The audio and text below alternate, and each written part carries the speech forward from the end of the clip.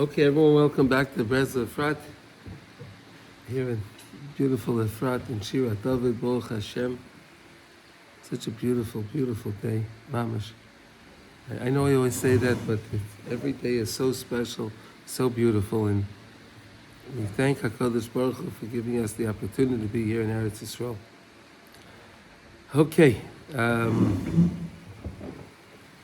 we're learning Likutey Halachos, Baruch Hashem. We're in Hilchos Haidoah, giving thanks to Hashem. Of course, we know there are four circumstances that obligate a person to give thanks to Hashem.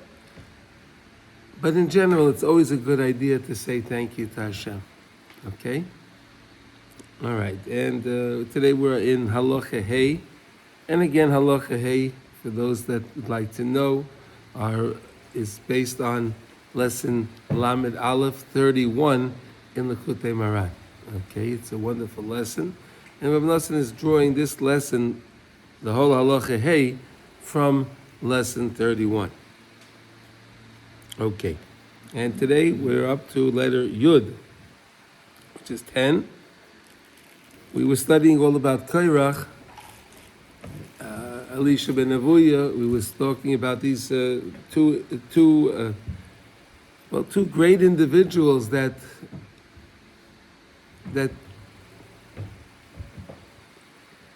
didn't heed the advice and didn't seek the advice of the tzaddik.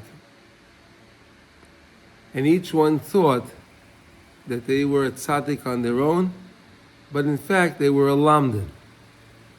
And the lamdan, we said, is the one that studies. And he studies and is a very diligent studier. And he knows this material. But if the lamdan does not connect himself to the tzaddik and realize that it's not just an academic study. I'm learning the Torah to connect to Hashem. And what's the best way to connect to Hashem? Is again through the tzaddikim. Korach decided to go against Moshe Rabbeinu. The tzaddik, Torah's Moshe, he decided to go against him. And you see, the ground opened up and swallowed him alive. He did not have the benefit of death and burial. And we spoke about that yesterday, what the advantages of death and burial, why Hashem said, Toiv Ma'od, and then Chazal tell us Ma'od, is death. Okay. And today we're going to move on to a new idea.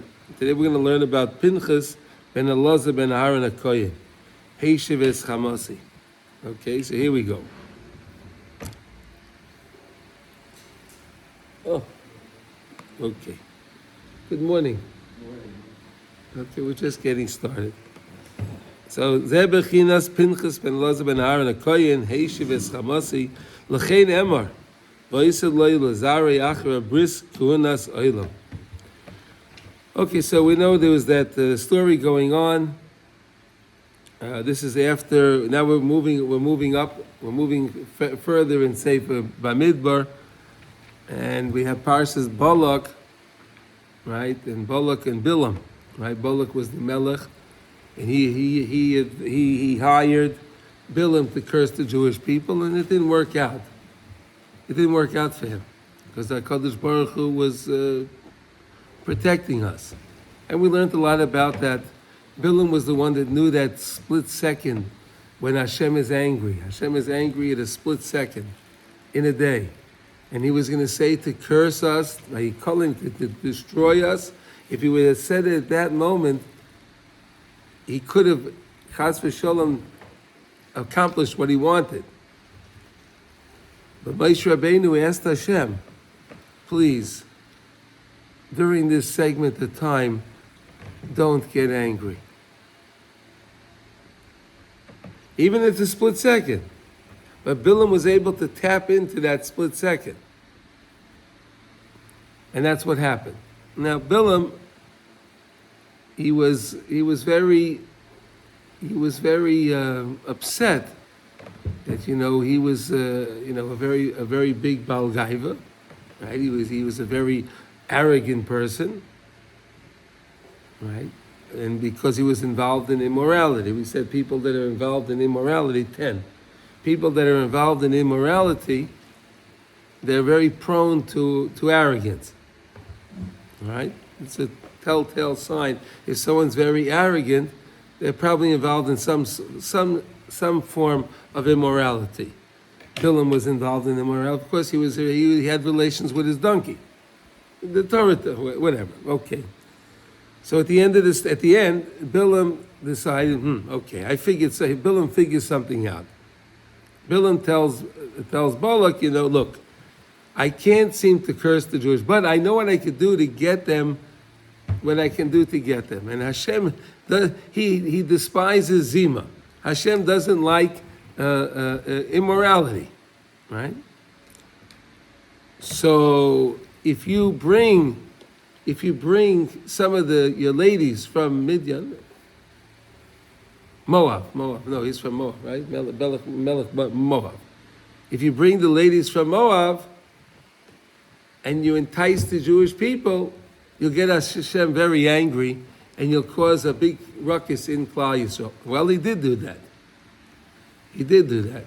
And Balak, not only did he send just any ladies, he sent the princesses. And there's so many midrashim. What was the problem? What was the problem with that? That it was actually, it wasn't just the fact that they were with the ladies, but it was the fact that there was avodah zarah involved. There was avodah zarah. The Medrash says that these ladies, what they had a little idol. They said, okay, you want to be with me? So here, serve this idol. It was a horrible, horrible situation. Okay, and until the president of Shevet Shimon, Zimri, and this lady's name was Cosby, the two of them. She was like the main princess of Moab, and they were involved in this in the act of immorality in public. Don't understand. I can't. But that's the story. And Moshe Rabbeinu was literally baffled by what he was experiencing and what is going on here in Klal Yisrael, and he didn't know what to do. Mm-hmm. So Pinchas sees this, and Pinchas is a kanoi, right? He's a kanoi. So Pinchas takes his ramach, he takes the spear, and again he had no idea what was going to happen to him. Again, this guy Zimri was the president of the tribe. Here this young guy goes over with a spear, and he winds up spearing them together. Spear right through the two of them. And that stopped Hashem's anger. It's amazing. And the whole thing's very interesting because that's what brought him the kahuna. The way it was is that when Hashem instituted the kahuna, so those that were alive at the time, those were the direct descendants of Aharon, his children. They all became Kahanim, but their children did not. Only after they became Kahanim, after they were officially Kahanim, anyone that was born would become Kahanim. So Pinchas ben Elazar Aharon HaKohen. Elazar was the one that took over. Think about it. He's the one that took over for Aharon HaKohen. Pinchas was the only grandson at that time. I think so. Yeah. I think so. Well, it doesn't matter. Well, I'm just explaining why he wasn't the Kohen, because he wasn't in that line. So he didn't make the cut. But HaKadosh Baruch Hu said, wow, your act that you did earns you kahuna. You get the priesthood. Now we're going to study about it, but it's very interesting. We know that the Kohen couldn't be someone that went to war. Right? Even the Torah says that the Mizbeach Achitza, and the outside Mizbeach, could not have any metal on it. They didn't want any metal on it, right? It had to be something that it would be for the Karbanis, right? It's a very interesting situation, and we're going to learn about now. What happened with Pinchas? Why did he get the kahuna? Why was Hashem so pleased with what he did? He did a real selfless act. Again, he had no idea. He did this for the sake of Klal Yisrael. He had no idea what was going to happen to him. He had no idea. Here's a young guy going against all these people. Right? We saw in the story before, Hur, right, which was the son of Miriam. Right? She went up against them when they wanted to do the golden calf. They killed him. Right? They killed him. He didn't know what was going to happen. Okay, so let's see. By day, Shekine Pinchas Kinas Habris. Because Pinchas chose to have kina against bris. The tzaddik, we said, is the one. Okay, let's go back. Let's just explain this. So there's two levels. You have the kedushas abris tato, which is in this world, and then you have the kedushas abris ilah. You have the lower kedusha of the bris and the higher level of the bris. The lower level of kedusha of the bris is connected to Eliezer the Lamdin. The higher one is connected to Avram Avinu.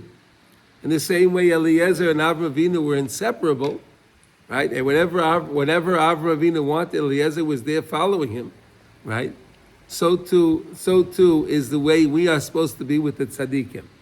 So, Pinchas Kinas Habris, again the bris kodesh, the bris. He went Vayedei Zeh Zocha Lakuna Ki Kahuna Hu Bechinas Chesed. How do you like that? The kuna is chesed. And we were learning the idea that when you learn Torah, right? Torah has to be in line with acts of chesed. If you're just studying Torah for the sake of studying Torah, but whenever anyone ever needs anything, there's nobody home, there's nobody there to help, then that's not Torah learning. Torah learning, and any Torah learning that leads a person to do mitzvos is actual Torah learning. The whole point is not the learning. The point is the maisa, doing. How do you know what to do? Because you learn. Right? If you learn, you know what to do. So you have to learn. It's a prerequisite in order to know what to do. But if it's only the learning, but it's not causing any action, that's a sign that the person is not connected to his learning. It's just in the mind. It's academic. It didn't affect his heart. You understand? So kahuna is an act of chesed. And why is kahuna the act of chesed? Because what did the Kohanim do? Their whole life. They didn't own any land. They were just involved in helping the people. They were reliant on the contributions from the people, right? They didn't have any means to earn a living by themselves. And all they were doing was giving to people. They were teaching and helping people do tshuva, bringing people closer to Hashem, like a Aharon HaKohen. He was Ayer Shalom, Roidev Shalom. Right? He loved peace. He loved Shalom. Right? He would run around helping couples and helping friends and helping people, bringing people back together. That's what the Kohanim do. That's an act of chesed. The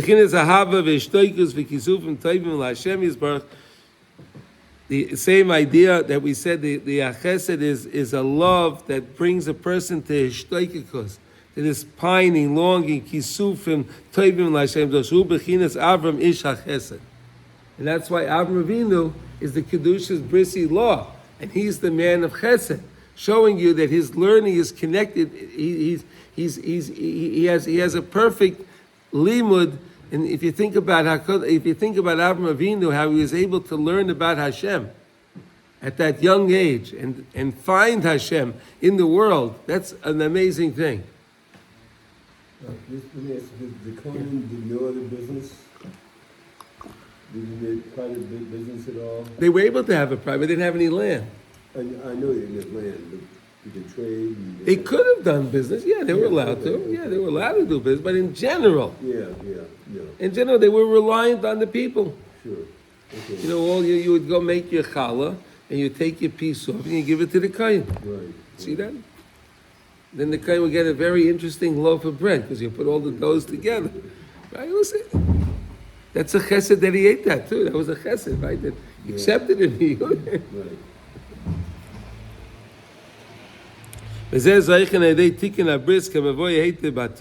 And all this you can get by a person being mesak in his bris. Again, what is tikkun abris?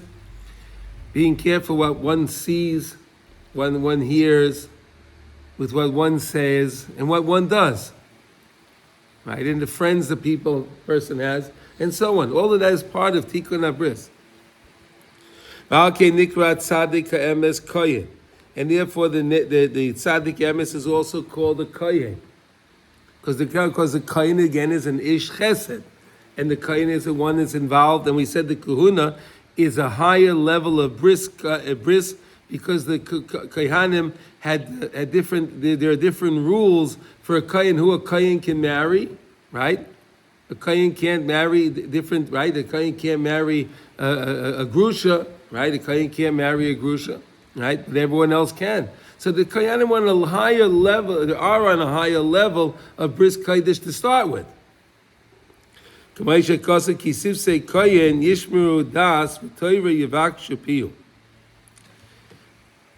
pasuk, kisivsei kohen, the lips of the kohen yishmeru. Watch what they say. Das, they give you das. V'toira yivakshu mipiyu. Learn from them. If you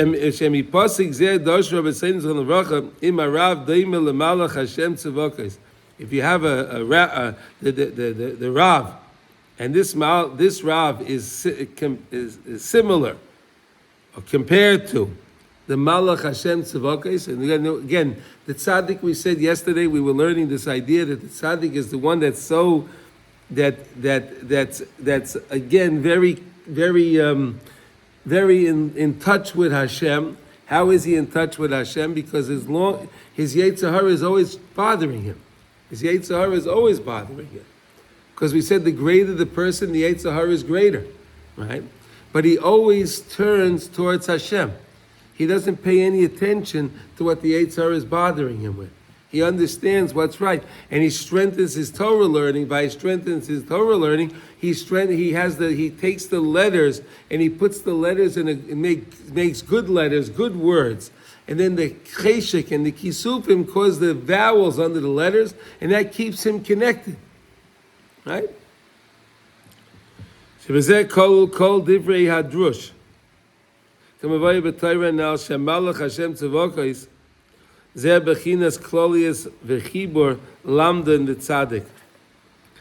the idea when you take the lamdin and you put them together with the tzaddik, and that's how you have perfection. That's perfection in Torah learning. That's the idea of the letters and the nekudas, like I explained to you right now. Again, when you're connected, when you're learning in that way, that you realize, wow, I'm learning Torah to get closer to Hashem. That's why I'm learning. And I'm learning the Torah from the tzaddikim. And I'm learning the Torah from the tzaddikim, which means I want to connect myself to the tzaddikim.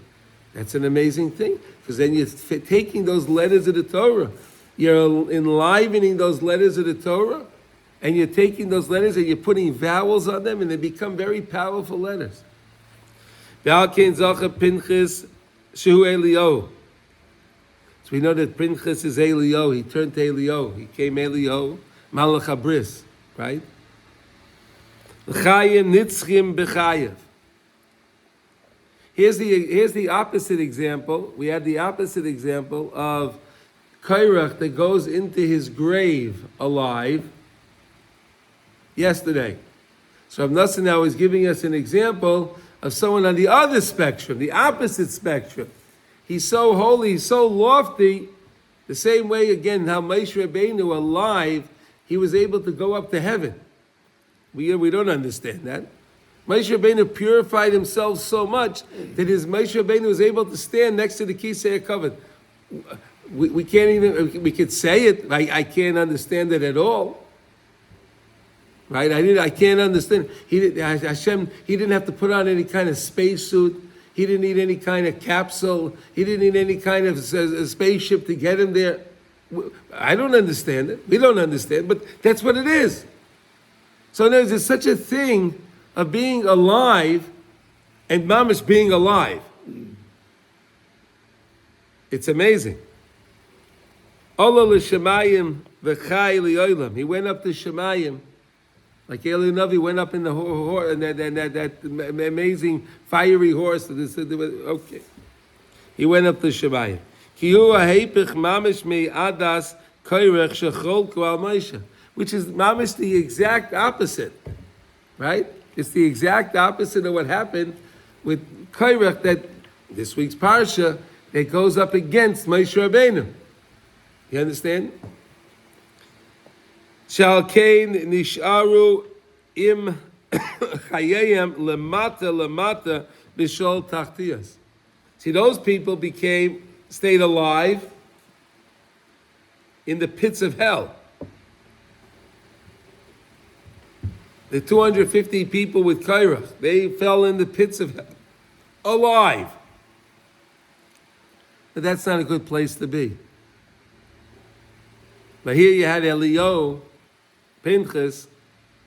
He chose the right thing. He was protecting Klal Yisrael. He was protecting Moshe Rabbeinu's honor, because he saw his Rebbe forgot. Moshe Rabbeinu was so baffled by what he was seeing. He forgot the halacha. Kanayim Paigim Bay. He didn't know that. He didn't know that Moshe Rabbeinu, whatever, because he got so. Again, all these things happened because Hashem wanted Pinchas to become the Kohen. Why did Moshe Rabbeinu have to forget? So Pinchas can become the Kohen. Moshe forgot that it's penalty of death. Yeah, that you could. That there's a Kanayim Paigim Bay. That you could, when there's a thing, something going on. There's a Meirah Shah, there's something going on at that time. You could take the matters and just do it.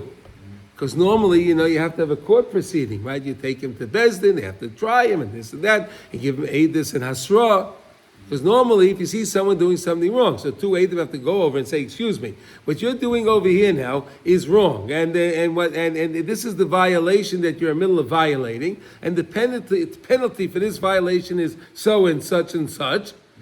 And he says, I don't care, right? A lot of people, I don't care what you tell me, right? Okay, good. So they wind up dragging him into Beis Din. And then they have to try him, right? But here, this is a strange case where there's no Beis Din. You just do what you got to do to stop the situation. Huh?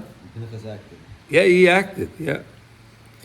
Ki efridu chiyusa mimekor hachayim ayidei hamachloikis al hatzadik. Like we learned yesterday, we'll review it for a moment. Every Jew has a nefesh habahamis and a nefesh elikus, right? Let me explain. Nefesh habahamis is the animal instinct, the animal soul that we have in a person, right? That's why people sometimes act under impulse, the same way like an animal acts under impulse, doesn't think, right? An animal sees something, it wants that thing.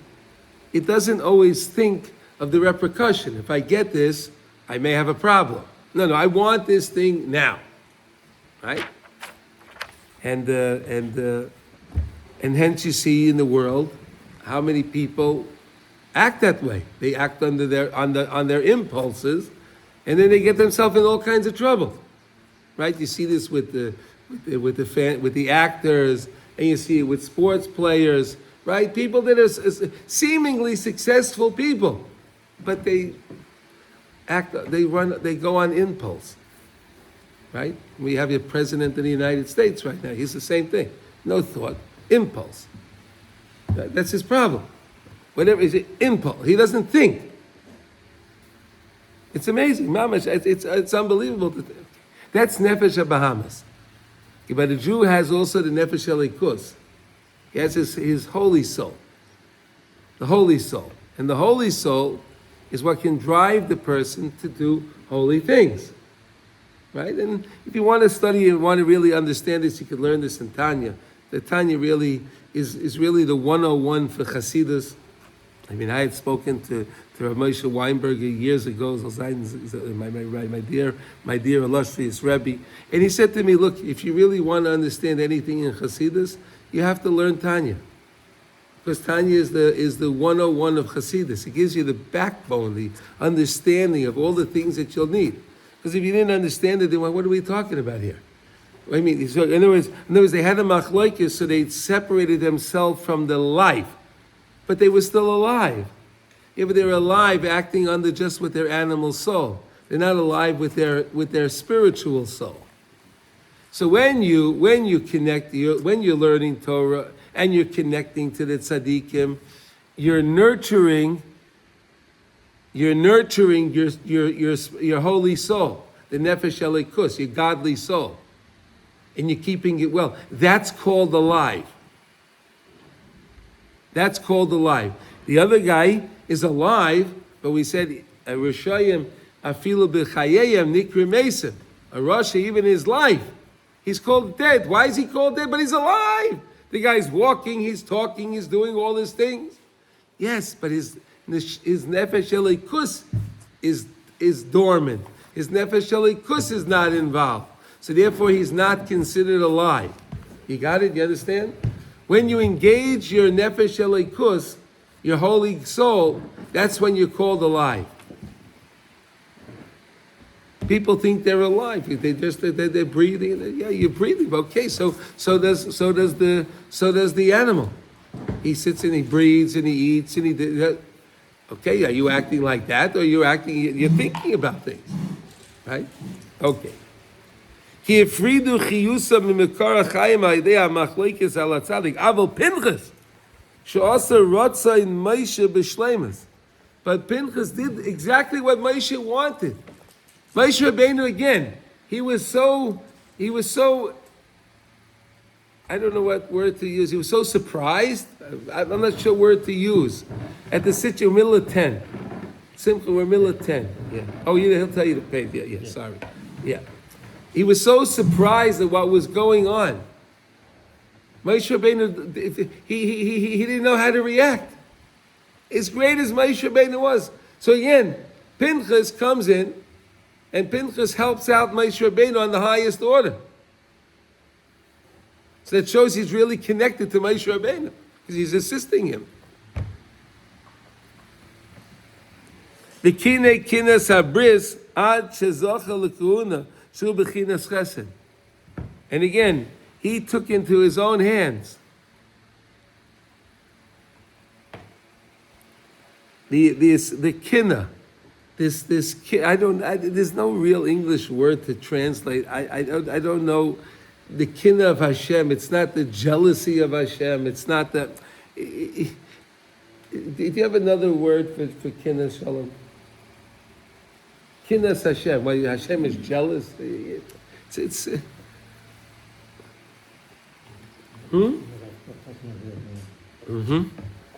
I know. It's in English it doesn't translate that well.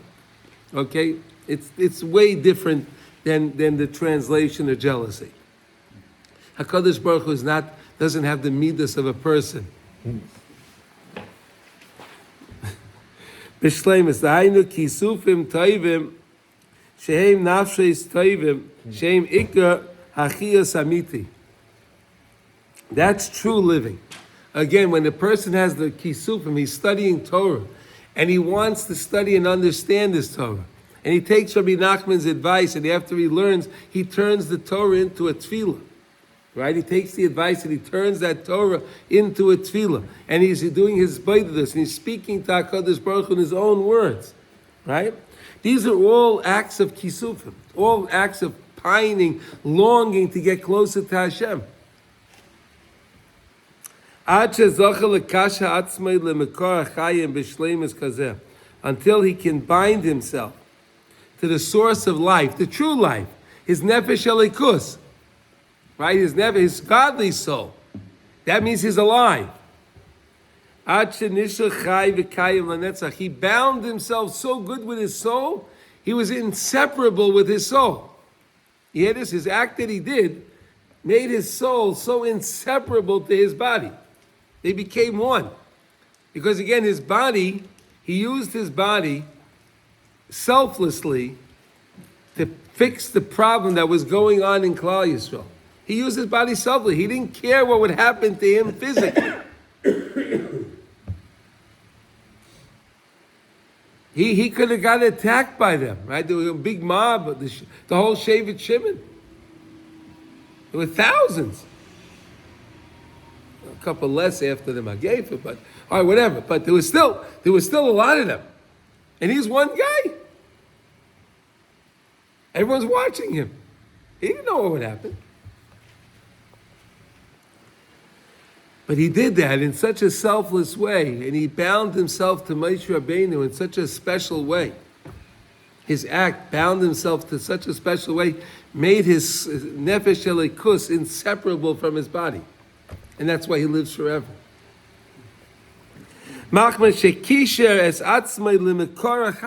He bound himself to the source of life. Again,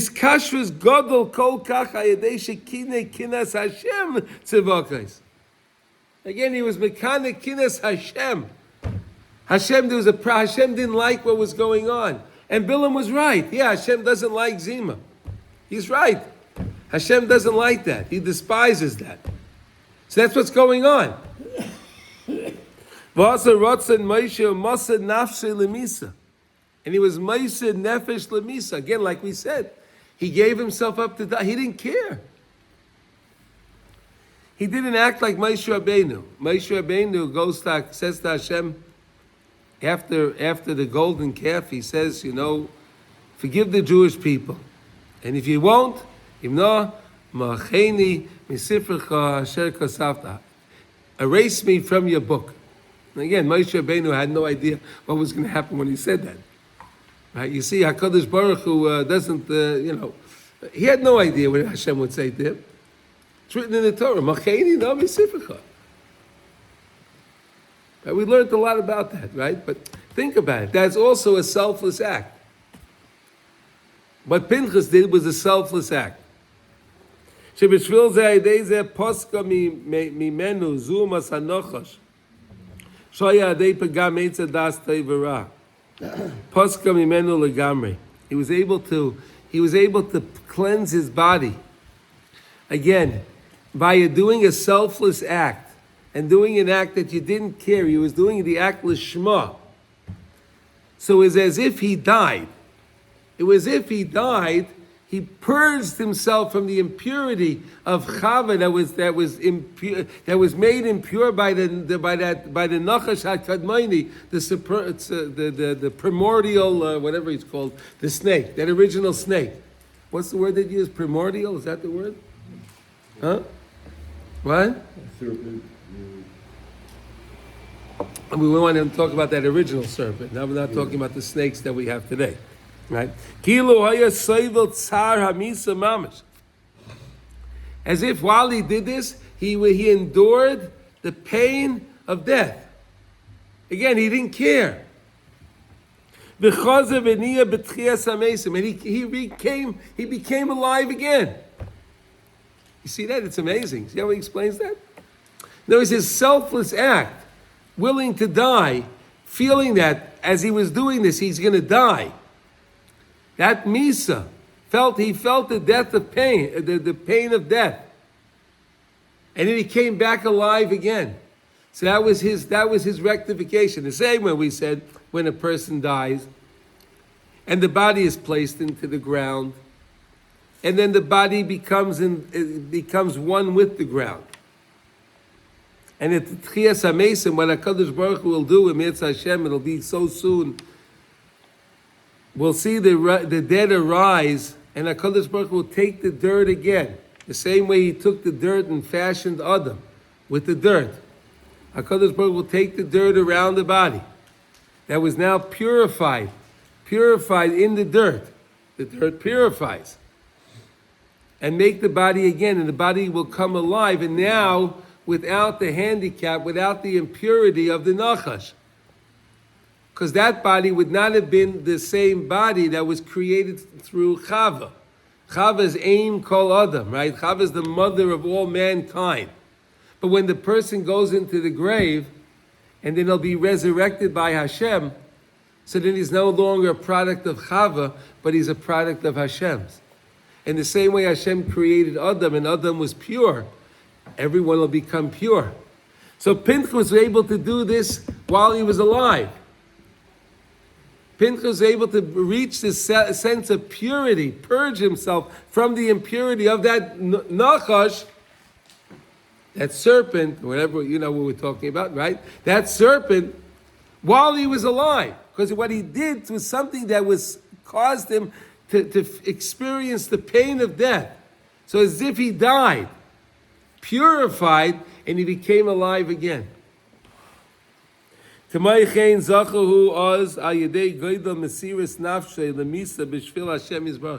did that only for Hashem, to protect Moshe Rabbeinu's honor and to protect Hashem's anger. HaKadosh Baruch Hu was angry, and he wanted to soothe Hashem's anger of what was going on, the situation that was going on. And therefore the Tchias HaMesim, Lasid Lavai, that we're waiting for any moment, will be through Pinchas and Eliyahu. Kamay Shamar Zayin Zchan Uvracha, V'tchias HaMesim Ba Al Yedei Eliyahu Zachu Latoiv. The Gemara in Saita, and the Girsos also of the Ein Yaakov brings this idea. V'tchias HaMesim Ba, Tchias HaMesim will come Al Yedei Eliyahu Zachu Latoiv. Through Eliyahu Zachu Latoiv. Why is Eliyahu called Zachu Latoiv? Because he never died. So his memory is blessed forever. Zachu Latoiv. He has good. He doesn't have the Ma'od. Hashem said Tov. Ma'od. Ma'od's the Misa. He didn't have that. So he's Zachu Latov. It's a beautiful thing to understand. Because really Tchias HaMesim is Chayim Nitzchiyim. Why? Because again the body is refashioned. The body will be refashioned. It'll be refashioned with pure offer, pure dirt. That HaKadosh Baruch Hu uses to fashion through Eliyahu. And then that person will not have that handicap, will not have that nagging desire, the urge of all of the impurity that stems all the way from the impurity of the snake that's in every person. Because he'll be able to then connect the letters, make the letters good letters, and they'll all have nekudas because the person will have a good kisufim, good urges and desires for Hashem. Shua Yedei, it kashrus v'schabus latzdiki emesheim bechinas Moshe v'zochel l'tikun abris. That's through his connection to the tzaddikim, to Moshe Rabbeinu, which is Tikkun Abris. Of course, Moshe Rabbeinu was the most pure when it came to Tikkun Abris, and that's why Moshe Rabbeinu was chosen to be the one to give us the Torah, because the Torah had to be given by somebody that was so pure. Again, the Torah comes through the mind. Moshe Rabbeinu understood the Torah that Hashem gave him, and then Moshe Rabbeinu was able to write the Torah. But Moshe Rabbeinu had a pure mind, because Moshe Rabbeinu was never involved on the other side. He never cared what the Yetzer Hara wanted. He had a Yetzer Hara, but he didn't care. He only strived to serve HaKadosh Baruch Hu. Shekol zeh zocha Pinchas shehu Eliyahu b'chaya. And that's what Pinchas, which is Eliyahu, in his life, he accomplished that. V'al kein zocha l'chayim be'emes, v'hu chay li'olam. V'chol t'chias ha'mesim yi al yodai, and all the t'chias ha'mesim will be via Pinchas. To me, this is like, wow, to understand this story is something amazing. Does anyone have any questions to understand that we have very lofty concepts here to really understand what does it mean that that Pinchas was able to be alive. How did he become the Kohen? We're going to learn more about it going forward. We're going to answer a lot of those things that we spoke about in the beginning of this class. But just to understand the fact, how we understand how is Pinchas able to be alive and he doesn't die, because he already experienced the Tchias HaMesim while he was alive. It's amazing.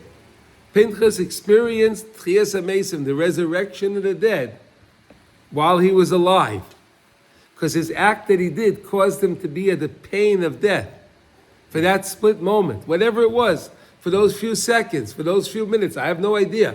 Whatever it was, he experienced something that was the pain of death, because he was selfless on taking care of spearing Zimri and Cosby, those two, the two that were involved in the immoral act in public. Okay, so that's and he did that for the sake of HaKadosh Baruch Hu, and therefore HaKadosh Baruch Hu gave him this present of the Kahuna.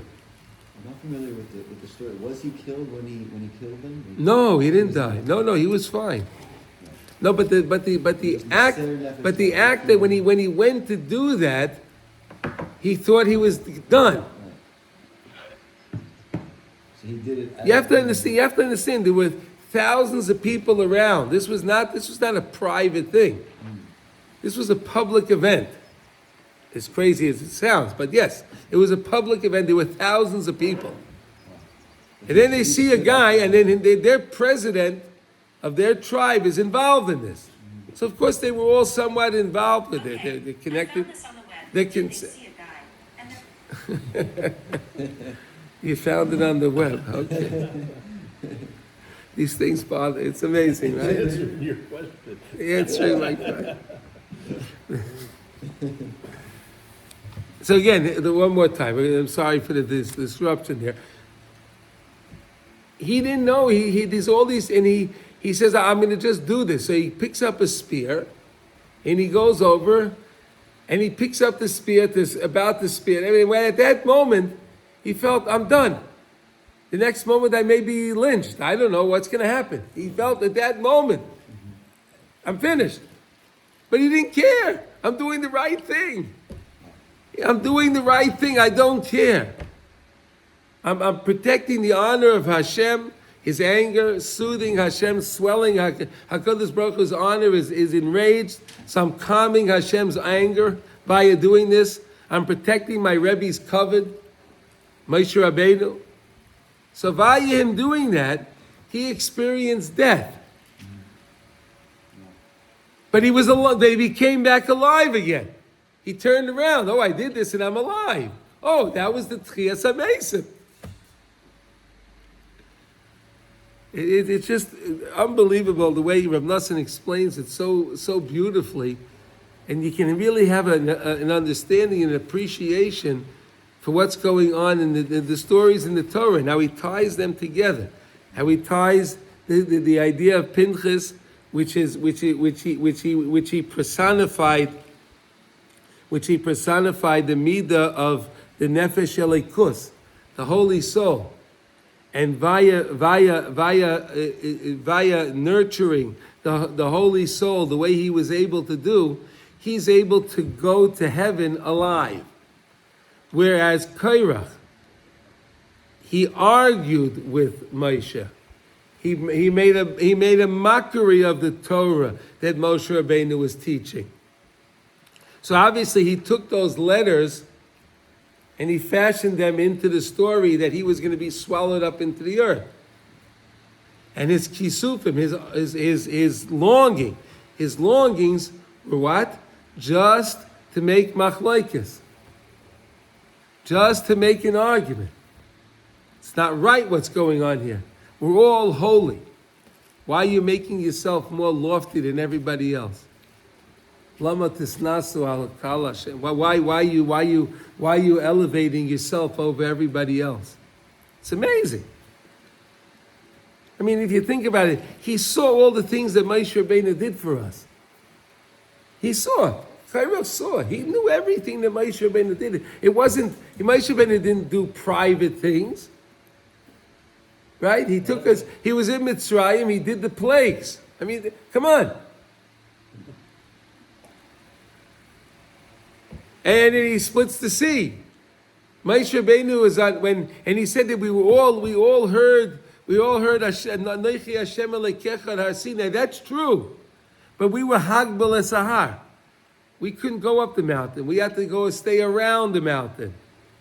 But Moshe Rabbeinu was able to go up the mountain. Penya Hersu, right? The Torah says Penya. If you can do that, you may die. If you touch the mountain, you may die because of the holiness. So don't touch the mountain. Hagbel. Stay back. Stay back. But Moshe Rabbeinu went up to Shemayim. He saw that. And he still questioned it. It's the story, when you see the story, it's just unbelievable to analyze it.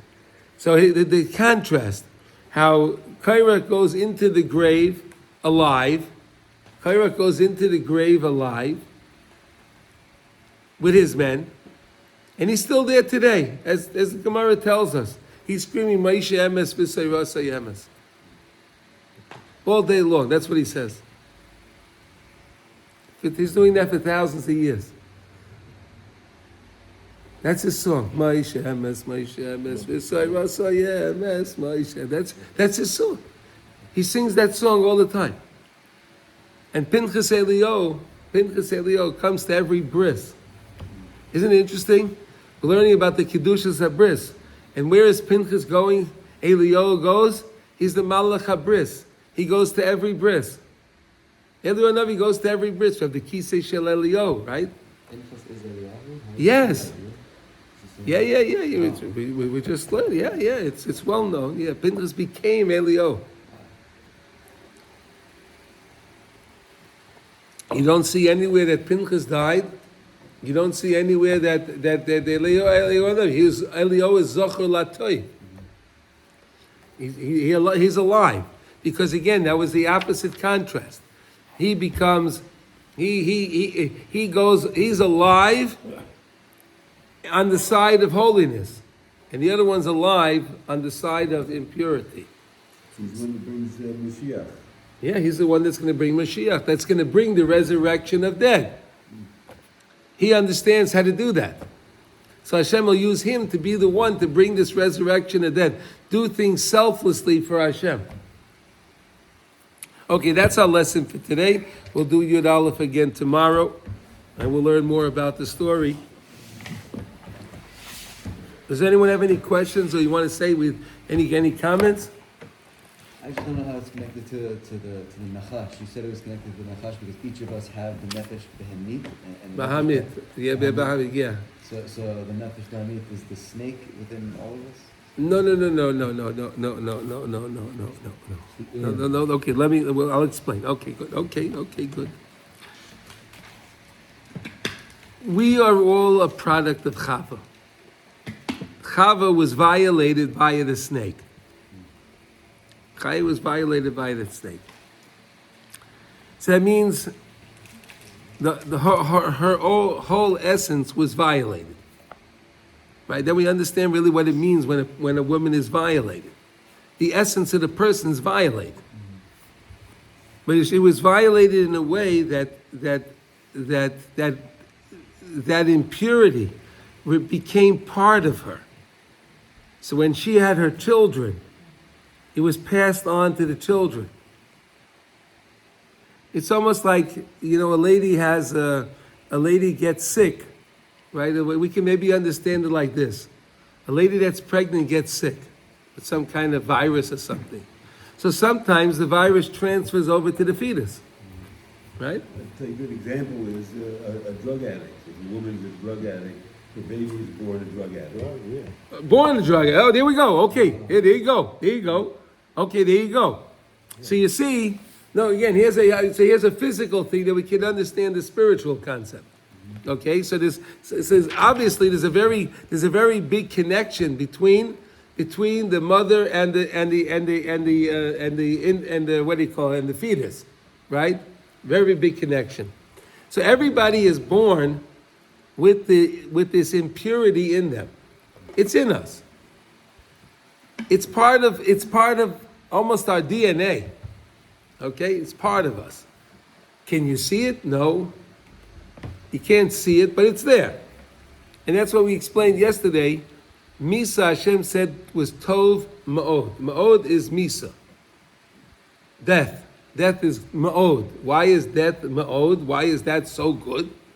Because again, when the body goes back into the ground, why do we bury a body? Why is it so important that we bury a body? Because it has to go back into the ground. And then we learned that the body doesn't have any rest. The neshama has no rest until the body hits the ground. When the body's back in the upper and it's covered in the upper, then the neshama can go up on high. Otherwise, the neshama is dormant down here. It can't leave. It stays, so to say, with the body until the body is put into the ground. It's covered with the dirt. Then the neshama is released and the neshama can go up on high. Okay? Now, the body remains down here. And the body gets interred, what's the word that they use? Interred in the earth. Becomes part of the earth. Now we know that the earth purifies, right? It's an idea sometimes if you have a kli that was not, if you weren't sure it was kosher or not, you can bury the kli into the earth. If you had a spoon, let's say, you have a spoon it was maybe, let's say it was a meat spoon, and you made a mistake. Someone was in the house, or you made a mistake, and you used it to mix your coffee. Now that spoon you can't do anything. But what's so you can do a few things. You can do agolas kalim, right? You can boil up water and put it in the pot, and then and then it goes over hot water, and then if it wasn't a ben yoma like we learned about, right? If you didn't use it within 24 hours, if you didn't use it within 24 hours, so then if it was a ben yoma, so then you would be able to do the hagolas kalim, and then you were able to purify. Or you can take it out to your backyard, bury the spoon in the ground. Now the spoon becomes purified in the ground. So the body, the same idea. The body goes into the ground, and the body is now purified. It becomes interred into the earth, becomes part with the earth. So when Mashiach is coming, Me'etz Hashem, he'll come today and free us from all of this stuff. It's amazing. But okay. Eliyahu Navi will be involved in the resurrection of the dead. Because again, he understands what resurrection is. So he'll be the one that goes around and he'll be resurrecting the dead, of course, with Hashem. It's not Eliyahu, it's Hashem, it's always Hashem. He'll just be the messenger from Hashem. Okay? So what's going to happen? There'll be dirt that was purified, that was interred around the body, will be fashioned again around the bones, and then the body will rise. The same way HaKadosh Baruch Hu made Adam Arishon. Adam Arishon was made from the offer, from dirt, and Adam Arishon came about. But Adam Arishon was created pure, because he was created by Hashem. That's where the Noitzrim get their idea from, right? They didn't have any mother and all of that stuff, right? Whatever. But okay, that's what they start. Okay, so now when the body is in the ground again, and then Hashem will take the earth from it, which has again that earth now is pure. The same way the spoon, which was defiled, is now pure. The body is now resurrected and is pure. That has nothing to do with Chava. Because the body now is redone, not through Chava, but through Hashem in the earth, the same way Adam Arishon was created.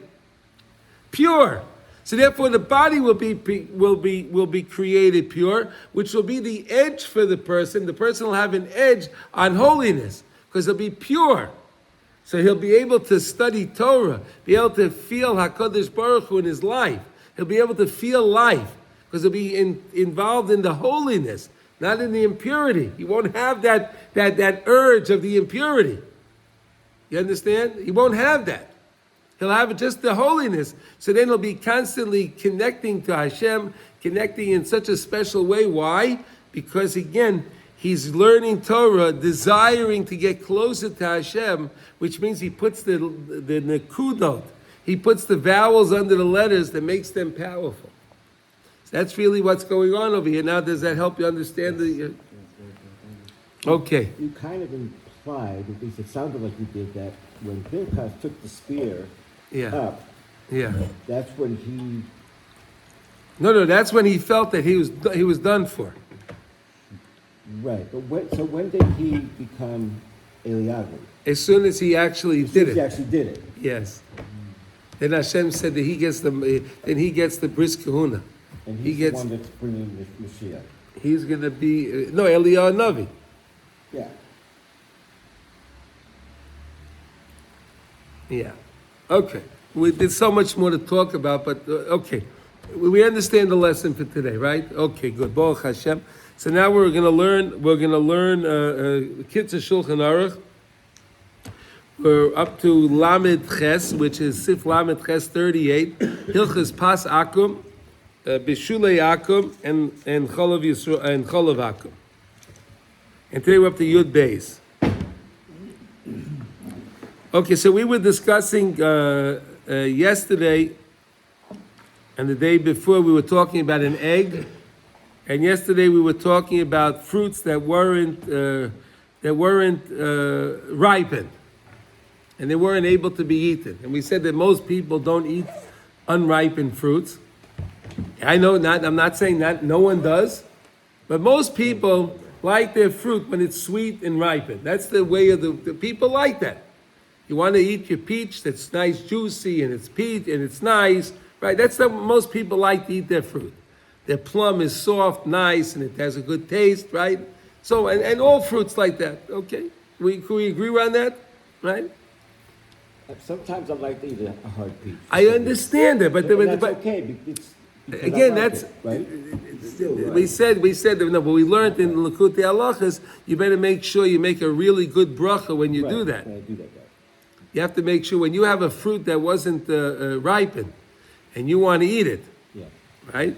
So you have to make sure, because we said that the neshama in there, the nefesh inside that fruit is not necessarily ready to be released and to be elevated. Remember we learned that in Hilchos Birchos HaPeiros. Yeah, absolutely. But if you make the bracha with the right kavanah, and you realize what you're doing, and you're trying to elevate the soul in there, then that'll work. All right, anyway. So we said that if that fruit that would not be eaten by regular people, and a goita prepares the fruit, she slices it, she puts it in a frying pan, she places some sugar on it, sugars it, right? Flips it over, right? So it's a fruit that got softened because it was fried, and it's sweet, so you don't taste if there's any bitter taste from this unripened fruit. Got it? So we said that you can't eat. That's bishul akum. If the guy did it all by themselves, without any involvement of the Jew lighting the flame and all of that stuff. Because again, that's not the derech to be eaten raw fruit.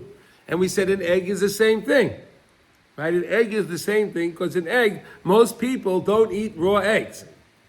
Yes, there are those that eat raw eggs, but it's not the way of the world to eat raw eggs. And therefore, if a guy cooks it all by themselves, that'll be called bishul akum. So today we're going to move on to sheichar shel tfua v'shel dvas. So what happens if you have beer?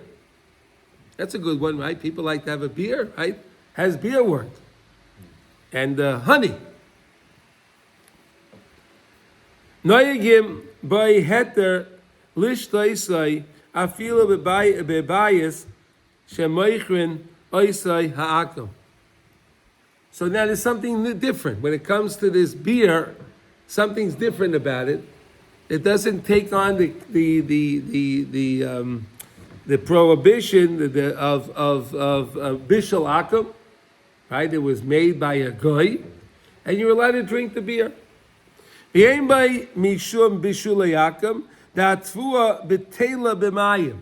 an interesting one. So when they make beer, again, I'm not an expert in making beer, but I'm taking from the context of what we're learning. there is a lot more water than there is wheat in beer. There's a lot more water than wheat. Yes, there's wheat in there, but there's a lot more water than wheat. V'rak shetzrichin lachkar im ein ma'amidin oisai b'shimurei yayin. Here's a very important one. Are they making it with things, with wine? And this is a problem that they also say when they're making different kind of things. Let's say they use sherry caskets, the things. So there's a problem that if the barrel had in it sherry before, so sherry is a wine, right? So then the question is, can they use that for their liquor? So if you use it for the liquor, so the wine is certainly boleia. It's certainly absorbed into the wood of the barrel, and it will certainly give off into the drink. You understand? That becomes a problem. But here, we're saying this has nothing to do with any wine. You know that for sure. You see how you saw what he did. There's no wine, no shimur, preserve. What's shimur? That's like preservatives of wines or something. But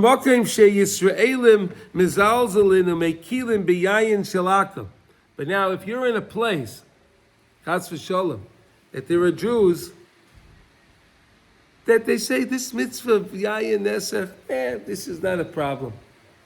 Chas v'sholom. If you come to a place like that, could be you're in a place where there's conservative Jews or reform, whatever. Well, we want to be part of the world and we drink all wine. So if you're in a town like that, yesh lebal nefesh lahachmi al atzmai min gam b'shecha. If you're in a place like that, don't even drink the beer, because you never know if there was some wine mixed in there, and then that wouldn't be okay. Ubinyan shtiyas kafe. Let's say you go to a place and you want to buy a coffee. You're in a place, there's a goyish diner or whatever, a bodega or whatever, remember the bodegas, right? And you need to get a coffee. I mean, it happened to me many times, 3 years ago. I was working in the different places in Brooklyn, whatever it was. So I go into a place, I can have a black coffee. What we're going to see now. V'loy cholav, v'im cholav, vadayasa. But they have milk, that's vadayasa. Because again, the milk may be cholav akum.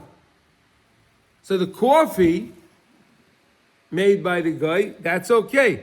V'chein shokolada v'tei eitz alakum. And if you want to make, let's say, a hot chocolate, right? A hot chocolate or a tea from a guy. Shoyme nafshe yachrik es atzmai v'yesh matirim b'derech harai. And then there are those that permit it. Aval derech kviyas also, but don't do this in a regular. Those if you're traveling somewhere, and you feel that you're very cold, whatever. And I need a warm tea. I need a tea. So, but derech harai, just once in a while, if you need that, so okay, you can get it from the guy. You get a tea. If the tea is, let's say, it's a Tetley tea bag that there's only tea in there. There's nothing else in there. That should be okay. Yeah, it says hot chocolate as well. Right? Hot chocolate, hot chocolate is a big of a problem. Right. That's a bigger problem because that you never know what's in the hot chocolate. Maybe they put marshmallows with different things. You never know what's in these things. So again, if you know what it is, but again, if you're in any place, and you say to them, "Can I boil the water to make the tea? Do you mind if I boil it?" Then there's never a problem. That's never going to be a problem. Even just putting. Yeah. You turn it on. What? Just putting the kumkum on would be enough. Yeah, you turned it on. Yeah, he said like if you have one of these electric kettles, you just push the button to boil up the water. Yeah, so then you boiled up the water. Now you're putting it in the cup and you put the tea bag in there and you pour the water. It's especially Yisrael. It's no problem at all. It's powerful. What? We're so powerful. We're very boil the powerful. water. We're very powerful. Okay, so that's our lesson for today. It's so beautiful in halakha when you understand the different things, and anything you could think of, any circumstance you could think of in your life, you will find it in the halakha. You'll find any kind of circumstance, you'll find it in halakha. We go through this over, you won't find, there's no such a thing that you have a situation in life that you can't find it in halakha. Because halakha always adapts to this, and it relates to all the advancements of the world, okay? But what would you say, if it was pure? If it was pure, then someone wouldn't have to turn on the kettle? No. We said that al derech harai. So if once in a while, if you just need the key and the tea or something like that, and the guy makes it for you, okay. But You don't have to turn on the hot water. Right. don't do it as a regular, because not everyone in halacha agrees with that. That's why he said that. Use a hotel. Yeah. And someone else turn on the kumkum. Well, you had nothing to do with it. You go down to the bottom, there's a big pot of hot water. Well, this is a practical thing. You're in the airport and you want to buy a tea, and you want to have a coffee. I don't know, it can happen, right? Right.